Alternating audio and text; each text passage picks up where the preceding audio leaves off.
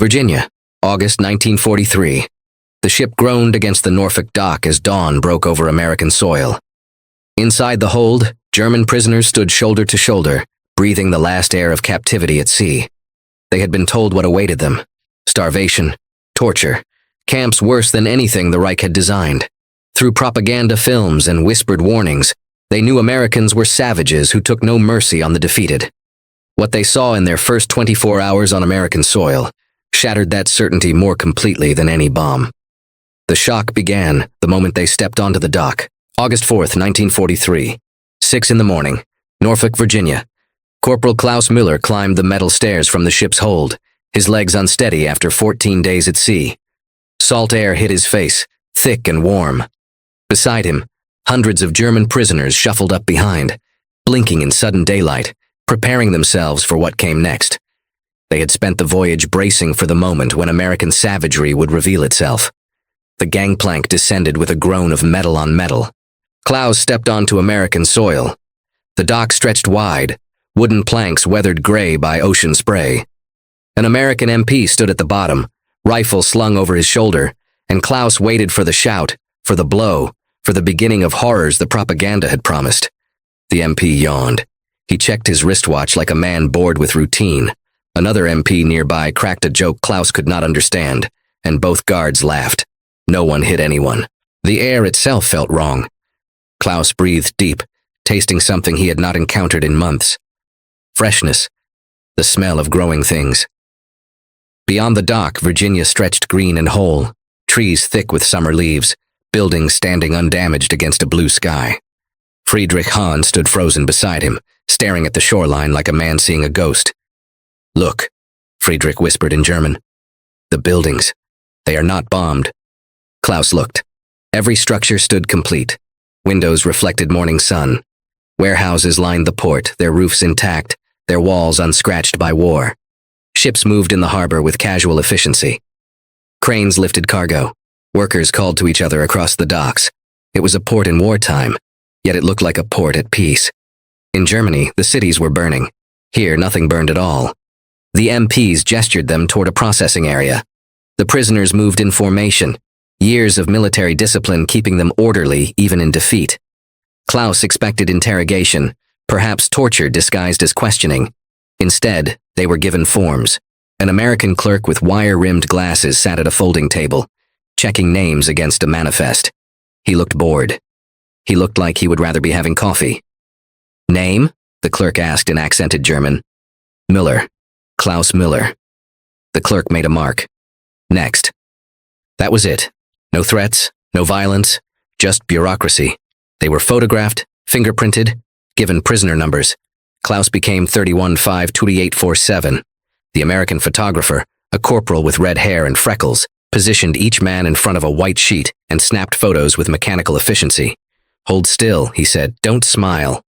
As if any of them would smile. But his tone was not cruel. It was merely professional, like a man doing a job he had done 1,000 times. Then came the trains. Klaus stared at them and felt something fundamental shift in his understanding of the world. These were not cattle cars. These were not the boxcars that had carried them across Europe, packed 50 men deep with no seats and one bucket in the corner. These were passenger cars, Pullman cars with windows and cushioned seats and overhead racks for luggage they did not have.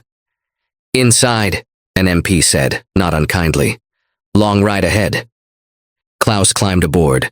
The interior was clean, worn but clean. The seats had fabric covering, blue and slightly faded. The windows opened. Fresh air moved through the car, carrying the scent of American summer. Klaus sat down and felt the cushion give beneath him. Beside him, Otto Werner touched the armrest with the tentative care of a man handling something fragile. "This is a passenger train," Otto whispered. "They are putting us on a passenger train." Friedrich, sitting across the aisle, ran his hand along the window frame. "In Germany, I rode to the front in a boxcar. 50 men, 3 days, no seats. We took turns leaning against the walls to sleep."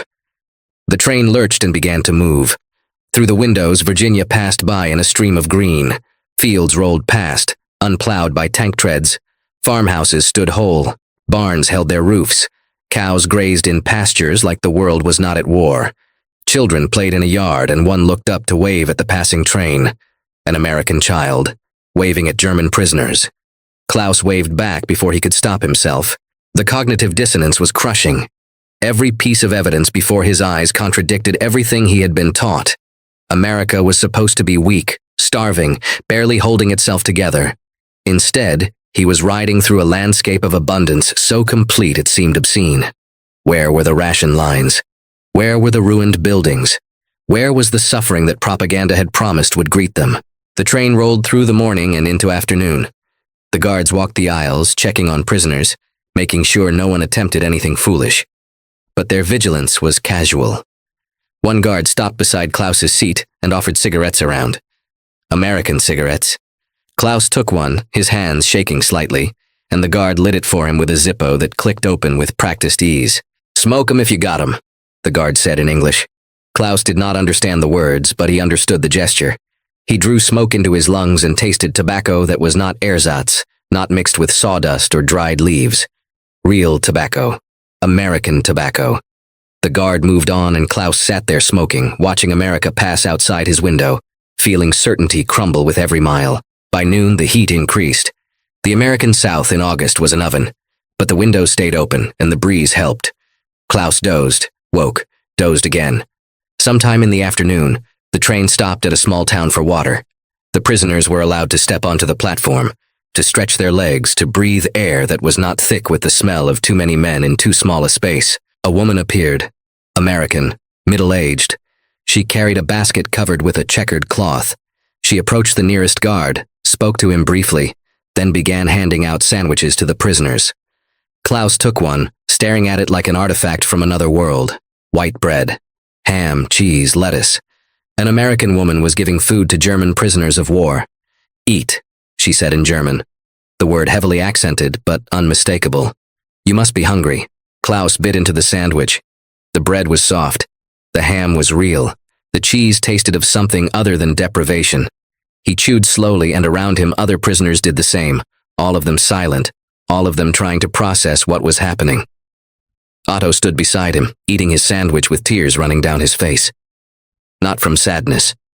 From the sheer incomprehensibility of kindness from an enemy. The train whistle blew. They reboarded. The journey continued. Through the window, Klaus watched America unspool in an endless reel of normalcy. Gas stations with cars waiting for fuel. Grocery stores with people walking out carrying bags full of food. Churches with white steeples pointing toward a sky that held no bombers. Every mile was evidence against the Reich's narrative. Every scene contradicted the propaganda that had sustained him through 2 years of war. Friedrich leaned across the aisle. "Do you remember the films they showed us?" "In training?" Klaus remembered. Films of Americans torturing prisoners, films of cities in chaos, films designed to make surrender seem worse than death. "I remember." "They lied," Friedrich said quietly. "About everything. They lied about everything."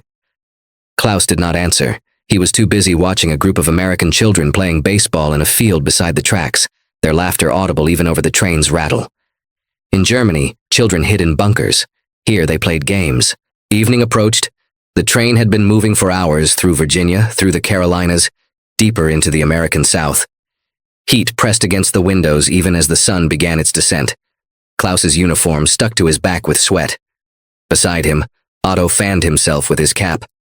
Friedrich had fallen asleep, his head against the window, exhausted by the strangeness of everything. The train began to slow. Through the window, Klaus saw buildings appear, wooden structures freshly built stretching across cleared land. Guard towers punctuated the perimeter. Barbed wire caught the late afternoon light. A sign at the entrance read, "Camp Hearn," in white letters against dark wood. The train hissed to a stop. The MP at the front of the car stood and announced something in English. Klaus caught only one word. Home. They filed off the train onto a gravel platform. The Texas heat was different from desert heat, Klaus realized. Thicker, humid. It wrapped around him like a blanket he could not shed. Before him stretched the compound, and despite the wire and the towers, something about it looked wrong for a prison camp. Too organized, too new. American soldiers waited to receive them, but again their demeanor puzzled Klaus. No shouting, no rifles pointed. One sergeant actually helped an older prisoner down from the train car, catching his elbow when he stumbled. The gesture was so automatic, so devoid of malice that Klaus stopped walking just to stare at it. Processing began immediately. They were led into a wooden building that served as administration. More forms, more photographs. A medical officer examined each man. Klaus was directed to remove his shirt. The American doctor, a captain with gray threading through his brown hair, pressed a stethoscope against Klaus's chest, checked his eyes, his throat, his ears. He discovered the poorly healed shrapnel wound on Klaus's shoulder and frowned. "This should have had stitches," he said in careful German. "You'll have a bad scar." He cleaned the wound with alcohol that stung, applied fresh bandages with practiced gentleness, and made a note on a chart. Klaus stood there, shirtless in an enemy medical facility, receiving better care than he had gotten from his own field medics. The doctor handed him a slip of paper. "Report to the infirmary tomorrow. We'll check the healing." Klaus took the paper. He did not understand. This man was treating him like a patient, not a prisoner. Outside, twilight was falling. The prisoners were divided into groups and led toward the barracks. Klaus walked with Otto and Friedrich, following an American corporal whose rifle remained slung over his shoulder, unthreatening. They passed what looked like a kitchen building, and through the open door came smells that made Klaus's stomach clench with sudden, desperate hunger. Meat cooking, bread baking, real food. The barracks loomed ahead, long, low buildings with screened windows and wooden steps leading to doors that stood open. The corporal gestured them inside. "Find a bunk," he said in broken German. "Dinner in 1 hour." Klaus stepped into the barracks and stopped. The other prisoners behind him stopped too, creating a bottleneck at the door. The barracks was clean, newly built. It smelled of fresh pine and disinfectant, and down each side, in 2 neat rows, stood beds. Metal-framed beds with mattresses, with sheets, with pillows. Otto made a sound that was half laugh, half sob. "Beds," he whispered. "They have given us beds." Klaus walked to the nearest unoccupied bunk and sat on it. The mattress compressed beneath him, and the springs creaked softly. He ran his hand over the sheet. It was thin, institutional, but it was clean. A folded blanket sat at the foot of the bed. A pillow rested at the head, slightly lumpy but real. He lay back, staring at the ceiling, and felt springs supporting his body instead of dirt or metal floor. Friedrich claimed the bunk above Klaus. He climbed up and lay there in silence for a long moment before saying, "I spent 6 months sleeping on the ground. Before that, train floors. Before that, a tent in rain. I have not slept in a bed since I left Munich." Around them, other prisoners were doing the same thing, sitting on beds, touching sheets. Some lay down immediately. Others stood staring, as if afraid the beds would disappear if they looked away. One older man, a sergeant named Hans who rarely spoke, sat on his bunk and wept quietly, his face in his hands. The hour passed too quickly. A whistle blew. The corporal appeared at the door. "Dinner time, follow me." They walked to the mess hall in a loose formation. The building was larger than Klaus expected, with long tables and benches, and windows that let in the last of the evening light. American soldiers sat at some tables eating and talking. The prisoners were directed to their own section, but not separated by walls or guards. Just space. Just custom. The serving line began at one end of the hall. Klaus took a metal tray from a stack, picked up utensils, and shuffled forward. Behind a counter, American cooks in white aprons ladled food onto trays. Real cooks, not prisoners, not forced labor. American soldiers, serving German prisoners dinner. The first cook dropped a piece of fried chicken onto Klaus's tray. The second added mashed potatoes with a pool of brown gravy in the center.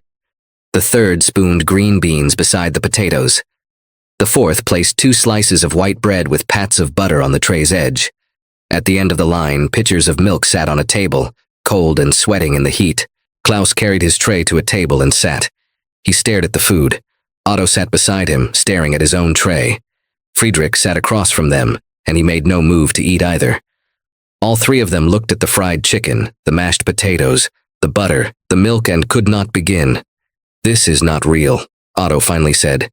"It is real," Friedrich replied, "which means everything else was a lie."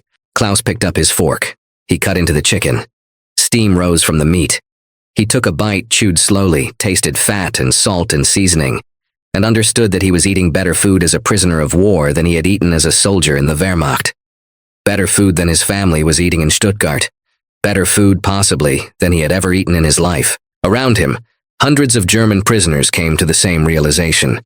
The mess hall filled with the sounds of eating, but it was quiet eating, stunned eating. Some men ate mechanically, faces blank with shock. Others ate slowly, savoring each bite like it might be the last. A few could not eat at all, overwhelmed by the cognitive dissonance of abundance in captivity. Hans, the older sergeant, sat with his hands folded, staring at his full tray. He had not touched his food. A younger prisoner beside him asked if he was ill. Hans shook his head. "I am thinking," he said quietly, "about my daughter. She is 11. In our last letter, she wrote that they had soup for dinner. Just soup, potato peels and water. And I am here, in an enemy camp, looking at fried chicken." The guilt was crushing, but the hunger was real. Eventually, Hans picked up his fork and ate. After dinner, they were shown the facilities. The latrines were clean, with running water and actual toilets. The showers had hot water. Hot water. Klaus stood under a shower head that evening, feeling water hotter than he had experienced in 2 years run over his skin, washing away sweat and fear and the grime of travel, and he could not stop shaking. By 9 o'clock, the compound settled into evening routine. Prisoners returned to barracks. Some played cards, others wrote letters home, though they would be weeks in transit. A few ventured to the canteen, where they discovered they had been issued 80 cents in scrip, enough to buy cigarettes or chocolate or soap. August became September. The heat did not break. Texas heat, Klaus learned, was different from desert heat. It pressed down with humidity, made the air thick enough to taste. The prisoners adapted. Some worked in the camp's maintenance crews. Others volunteered for the work details that left the compound each morning in trucks that rumbled down farm roads to fields that stretched beyond sight. The war had taken America's young men overseas. Fields across the South needed hands. The War Department, following Geneva Convention protocols, offered prisoner labor to farmers at $1.50 per day. The prisoner received 80 cents in canteen scrip. The arrangement satisfied everyone except some locals who called the camps the Fritz Ritz and wrote angry letters about prisoners eating steaks while Americans rationed butter. Klaus volunteered for field work, anything to get out of the compound, to feel the sun on his back doing something other than waiting. The truck carried them 20 miles to a cotton farm where the owner, a weathered man named Curtis Whitfield, stood waiting with his hat pulled low against the morning glare. Curtis studied the prisoners with eyes that had seen too many droughts to be surprised by anything. "You boys ever picked cotton?" he asked. No one had. Curtis showed them how. The motion of pulling the bolls without crushing them. The way to work a row without trampling the plants. The cotton came away in white tufts that filled the sacks they dragged behind them. The work was hard. The sun climbed and the heat increased and Klaus's back began to ache. But there was a rhythm to it, a simplicity that was almost peaceful after years of war. At noon, Curtis's wife brought lunch. She arrived in a pickup truck, the bed loaded with thermoses and baskets. Klaus expected to eat separately from the Americans, under guard. Instead, Curtis waved them all over to the shade of a live oak that grew beside the field. "Come on," he said. "Food's getting cold." They sat together, Germans and Americans, prisoners and guards. Curtis's wife served sandwiches wrapped in wax paper, thick with ham and cheese and lettuce. There were pickles, potato chips, and lemonade, cold and tart and so good Klaus drank 3 glasses. Curtis's wife refilled his glass each time without comment, without judgment, like it was the most natural thing in the world to give lemonade to German prisoners of war. "You boys speak English?" Curtis asked, biting into his sandwich. "Some," Klaus said. His English was broken, learned from a textbook in school. "Where are you from?" "Stuttgart." Curtis nodded like this meant something to him, though Klaus doubted he knew where Stuttgart was. They ate in silence for a moment. Then Curtis said, "My son's over there, in France, fighting your countrymen, I reckon." Klaus did not know what to say to that. "I am sorry," he tried. "Not your fault. War's war. Politicians start 'em, young men die in 'em, been that way since Cain and Abel." Curtis finished his sandwich and stood, brushing crumbs from his shirt. "Back to work, boys. Cotton won't pick itself." That evening, returning to camp, Klaus sat in the truck bed watching Texas pass by. Fields and farmhouses and endless sky. The guard riding with them, a corporal from Ohio named Miller, offered cigarettes around. Klaus took one. They smoked in silence, the wind pulling the smoke away in streams. "Not so bad, is it?" Miller said. Klaus did not answer right away. He was thinking about the lemonade, About Curtis's wife serving food without fear, without hatred. About Curtis himself, whose son was fighting Germans in France, sharing lunch with German prisoners in Texas. The contradictions were too large to fit in his mind at once. No, Klaus finally said, not so bad. By October, the routine had established itself. Wake at dawn, breakfast in the mess hall, work details for those who volunteered. Klaus worked Curtis's farm twice a week. Other days, he helped with construction projects at the camp, building new barracks for the prisoners still arriving by train. The work was paid, the food was plentiful, and in the evenings there were classes. The camp offered education, correspondence courses from nearby universities, math, English, agriculture, stenography. Some saw it as American propaganda, others saw it as opportunity. Friedrich Hahn enrolled in every class he could. Before the war, he had been studying philosophy at university. That life seemed impossible now, from another world. But here, in a POW camp in Texas, he could study again. The classes were taught by American instructors, some military, some civilian. They did not preach. They did not force ideology. They taught mathematics and language and agricultural techniques, and the subtext was clear without being spoken. There is another way to live. There is another way to think. Otto Werner took English classes. His instructor was a retired school teacher from Houston named Mrs. Campbell, who rode out to the camp twice a week in her Chevrolet. She was 60 years old and treated the German prisoners like her own students, correcting their pronunciation with patience, praising their progress with genuine warmth. Otto could not reconcile this woman with the propaganda images of Americans as violent barbarians. Mrs. Campbell brought books. She brought magazines. She brought newspapers that showed the war from the American perspective, and though some prisoners refused to read them, Otto did. He read about battles he had fought in, described from the other side. He read about American production numbers, the factories turning out tanks and planes and ships faster than Germany could destroy them. He read about a country that was not starving, not weak, not on the verge of collapse. One evening in November, Mrs. Campbell stayed after class. She spoke to Otto in English slowly, to help him understand. "You're a bright young man," she said. "What will you do after the war?" Otto had not thought that far ahead. The war was not over. Germany was still fighting. "I will go home," he said, "to Munich, to my family." And then, he did not know, the future was fog. "You could come back here," Mrs. Campbell said. "After. America needs bakers, carpenters, farmers, men willing to work, men who want to build instead of destroy." The idea was absurd. He was a prisoner, an enemy soldier.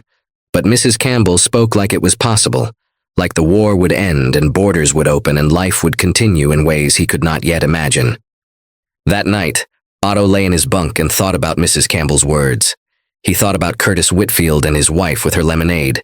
He thought about the guards who played cards with prisoners, who shared cigarettes, who treated them not as monsters, but as men. He thought about the food and the classes and the strange, disorienting abundance of America. The propaganda had prepared him for cruelty.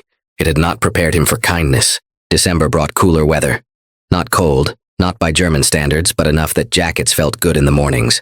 The camp decorated for Christmas. Some prisoners found it offensive, this mixing of German soldiers and American holiday cheer. Others found it necessary. Home was a year away, maybe more. The war continued.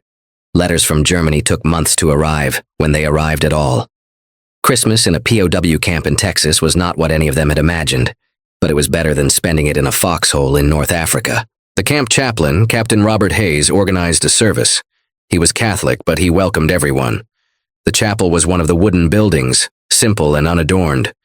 Klaus attended because he had nothing else to do. He sat in a pew and listened to Captain Hayes speak about peace, about hope, about the possibility of redemption even in the middle of war. After the service, Captain Hayes approached him. "Merry Christmas, son," he said. Klaus nodded. "Thank you. You have family back home?" "In Stuttgart, my mother, my sister." "I'll pray for them," Captain Hayes said. And he meant it. Klaus could see it in his eyes. An American chaplain praying for a German soldier's family. The world had become very strange. That afternoon, Curtis Whitfield arrived at the camp with a truck full of gifts. He had organized it with other farmers in the area, a collection of blankets, socks, cigarettes, and candy. The guards allowed him to distribute them to the prisoners who had worked his farm. Klaus received a wool blanket and a pack of cigarettes. Curtis shook his hand. "Merry Christmas," Curtis said. "War can't stop that." Klaus held the blanket after Curtis left, feeling the weight of it in his hands. A farmer whose son was fighting Germans in Europe had just given him a Christmas present. Klaus sat on his bunk and tried to make sense of it. Otto sat across from him, unwrapping a bar of chocolate Curtis had included in his package. "None of this makes sense," Otto said quietly. "No," Klaus agreed. But it was happening anyway. January 1944 arrived. The war entered its 5th year. In Germany, cities were burning under Allied bombing. In the Pacific, Americans were island-hopping toward Japan. In Texas, German prisoners of war picked cotton and attended classes and ate food they could hardly believe was real. The cognitive dissonance was crushing for some. Several prisoners, die-hard Nazis who refused to accept the evidence before their eyes, formed secret groups within the camps. They enforced loyalty. They punished those who seemed too friendly with Americans. At Camp Hearn, a prisoner named Hugo Kraus made the mistake of learning English too well. He worked as an interpreter for the American Guards. He reported clandestine activity. He openly criticized the Third Reich. On December 21, 1943, 7 men beat him with pipes and boards studded with nails. They cracked his skull. They broke both arms. Hugo Kraus died 6 days later, and no one in his barracks came to his aid because fear still had teeth. The murder shocked the camp. American authorities investigated, separated suspected Nazis from the general population. But for Klaus and Otto and Friedrich, the lesson was clear. Even here, even in this strange paradise of abundance, the war was not over. The ideology had not died. There were men who would kill to preserve it. Yet the work continued. The friendships continued. Curtis Whitfield still brought lemonade. Mrs. Campbell still taught English. The food kept coming, 3 meals a day, more than they needed. And slowly, meal by meal, class by class, the certainty that had brought them across the ocean continued to crack. By spring of 1944, Klaus had worked Curtis's farm for 8 months. He knew the rhythms of Texas seasons now, the way cotton grew, the careful timing of planting and harvest. Curtis trusted him to work unsupervised, to handle equipment, to make decisions about which fields needed attention. One afternoon, Curtis said, "You ever think about staying?" Klaus looked up from the row he was working. "Staying. After the war. You could get a visa. Plenty of farms need workers. Pays good for men who know what they're doing." The idea hung in the hot afternoon air. Stay in America. Stay in Texas. Leave Germany behind. Leave the ruins. Leave the ash. Build a life here where the sky was wide and the food was plentiful, and people treated you like a human being instead of a number. "I do not know," Klaus said. "Think about it," Curtis said. And he walked away, leaving Klaus standing in the cotton field with dirt under his fingernails and possibility weighing heavy in his chest. By 1945, the war in Europe ended. Hitler was dead. Germany had surrendered unconditionally. The news reached Camp Hearn over radios, through newspapers, in letters from the International Red Cross. The prisoners gathered in the compound, listening to reports of devastation, of cities reduced to rubble, of millions dead. This was victory for the Allies. For the prisoners, it was the confirmation of defeat.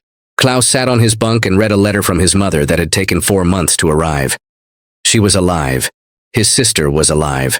Their house was gone, destroyed in a bombing raid. They were living with relatives on a farm outside Stuttgart. Food was scarce, work was scarce, the future was uncertain. She asked if he was well, if he was safe, if he knew when he would come home. He was safe. He was well fed.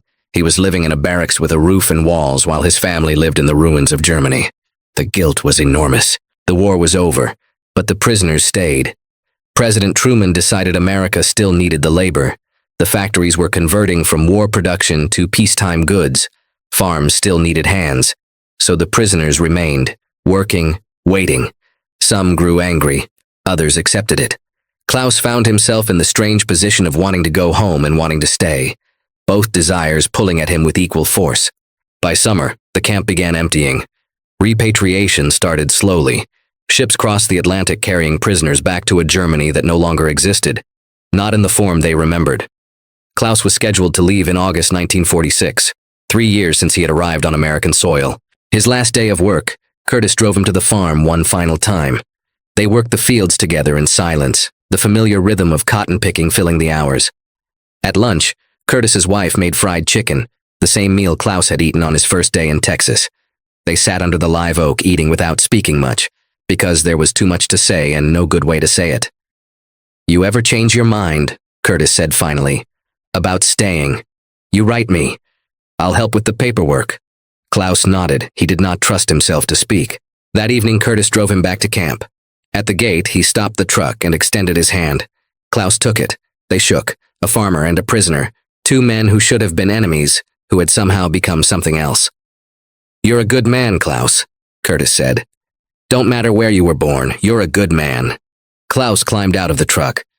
Curtis drove away, dust rising behind his tires. Klaus stood at the gate watching until the truck disappeared, and then he walked into the compound for the last time, carrying the weight of 3 years in America that had taught him everything his country had tried to hide. The ship that carried Klaus back to Germany was crowded and gray, nothing like the Pullman cars and cushioned seats of his arrival. They sailed in September 1946, and the Atlantic crossing took 2 weeks of cold and discomfort. When they docked at Bremerhaven, Klaus stepped onto German soil and found ruins. The port was a skeleton. The city beyond was worse. Rubble stretched in every direction. People moved through the streets like ghosts, thin and hollow-eyed, dressed in whatever they could find. He made his way to Stuttgart by train, sitting in a boxcar with 100 other returnees, all of them silent, all of them trying to reconcile the Germany they remembered with this wasteland of broken stone and shattered lives. Stuttgart was unrecognizable. The landmarks he had grown up with were gone. The house he had been raised in was a crater. He found his mother and sister in a single room of a farmhouse 15 kilometers outside the city, and they held each other and cried. That night his mother made soup from potatoes and carrots. It was thin, barely flavored, nothing like the meals in Texas. But it was home. Klaus ate slowly, tasting the difference, understanding for the first time the full measure of what America had shown him. "What was it like?" his sister asked. "In America, in the camps." Klaus set down his spoon. How could he explain? How could he describe abundance to people who were starving? How could he tell them about Curtis Whitfield and his lemonade, about Mrs. Campbell and her English classes, about guards who played cards with prisoners, about a country that fed its enemies better than Germany fed its citizens? "It was not what we were told," he said finally. "None of it was what we were told." In the years that followed, Klaus rebuilt his life in Germany. He worked construction, married, raised children. But he never forgot Texas. He never forgot the cotton fields and the wide sky, and the farmer who had treated him like a man instead of a monster. In 1953, he applied for immigration. In 1955, he received his visa. He brought his family to America, to Texas, to a state that had once imprisoned him and now welcomed him as a citizen. He was not alone. Thousands of German prisoners returned after the war. They had been captured expecting cruelty and found kindness. They had been prepared for starvation and discovered abundance. The treatment they received in American POW camps did more to defeat Nazi ideology than any propaganda could have. Because it is easy to hate an enemy when you are told they are monsters. It is much harder to hate them when they give you lemonade. Otto Werner became an American citizen in 1958. He opened a bakery in Houston. Friedrich Hahn finished his philosophy degree at the University of Texas and taught for 30 years. Curtis Whitfield's son came home from France in 1945, alive and whole. Curtis continued farming until he died in 1972, and at his funeral, Klaus stood beside the grave and wept for a man who had shown him what forgiveness looked like. The camps are gone now. The wooden barracks were torn down, sold for scrap, repurposed. Only monuments remain, small markers in Texas fields noting that here, once, prisoners of war learned that their enemies were human too. Historians studying the period note that the American POW program was one of the most successful re-education efforts in history, not because of what was taught, but because of how prisoners were treated. They came expecting hell and found something stranger.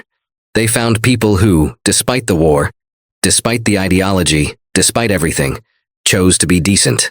Years later, interviewed by historians, Otto Werner said, "We were trained to believe Americans were weak, decadent, barely human.